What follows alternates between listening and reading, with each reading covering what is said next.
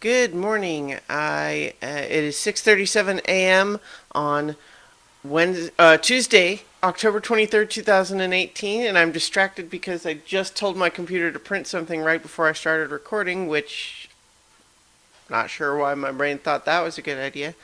So it's printing in the background. Probably doesn't come through on the microphone, but I sure hear it. It's I'm Christiana Ellis, and I just got up. This is 5 more minutes.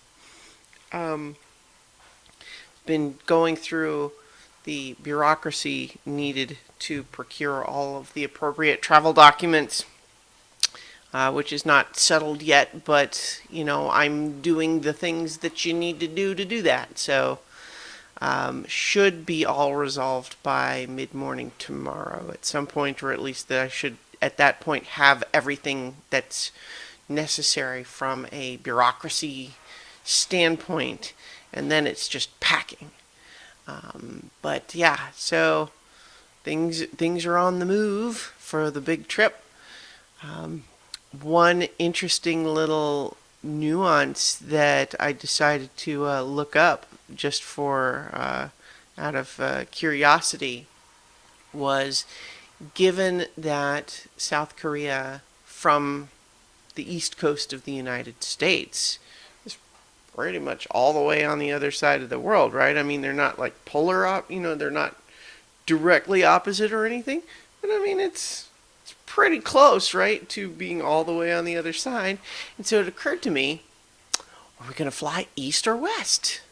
I don't know. And then I looked it up, and we fly north. We fly over the, like not maybe directly over the North Pole, but north. And so, like, if you look at a flat map, it looks like it's a big loopy thing way up north, but of course, because the Earth is not flat, it is a sphere.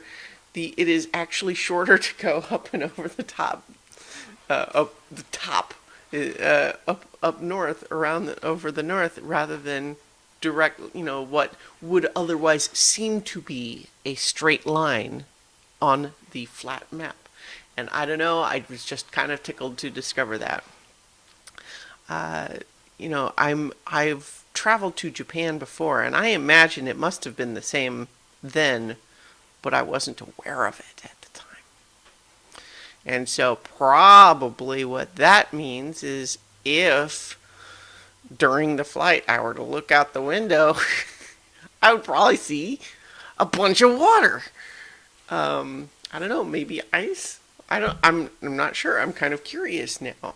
Although I mean, just for the sake of trying to do what I can to adjust to the time difference in advance, the goal would be to try to be sleeping through most of the flight, because that way you are a little bit better adjusted if possible. That's what I did to Japan, but of course that was years ago. So will it be just as easy this time? I guess we'll see. But in any event, in my experience the last time, adjusting to a 12-hour time difference was actually kind of easier than I expected, because it kind of, I don't know, it just sort of entailed staying up an extra time and then sleeping. So you I don't know. Well, we'll see how that goes. But anyway, that's that's for Christiana several days from now.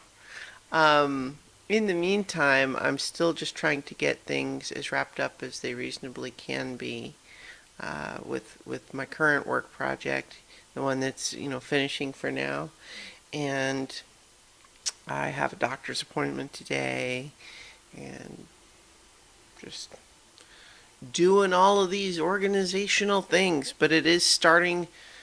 I don't know. I was just about to say it's starting to feel real, but you know, it almost kind of isn't yet, right? Like, from a rational, concrete, real world perspective, I am doing the appropriate things to prepare. But as far as that sort of mental reality, I think it still just feels very abstract because it's just, I've never been there before, and I don't know what it's going to be like. Uh, you add on to all of that it's not just vacation, it's, new work project. So that's all of the same sorts of, questions about what that will be like. And I don't know, we'll see. But things are progressing as ideally they should. So I'll go ahead and leave it there for now, and I will talk to you all tomorrow for 5 more minutes.